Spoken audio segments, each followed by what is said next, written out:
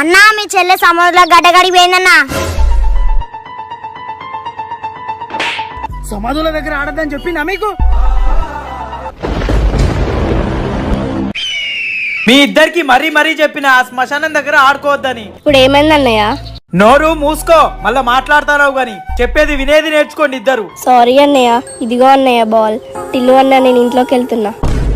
అయినా శ్మశానంలో ఏం లేదు కాబట్టి చెల్లి అలా వెళ్ళి ఇలా వచ్చిందన్నయ్య. నువ్వే అనవసరంగా మా మీద కోపడతాను. మళ్ళా మాట్లాడుతుండు చూడు.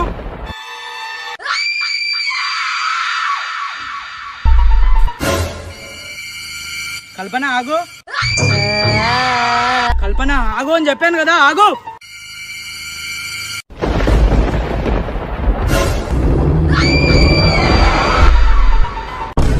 ఏంటన్నయ్య? పిలుస్తుంటే వినిపిస్తలేదా నీకు?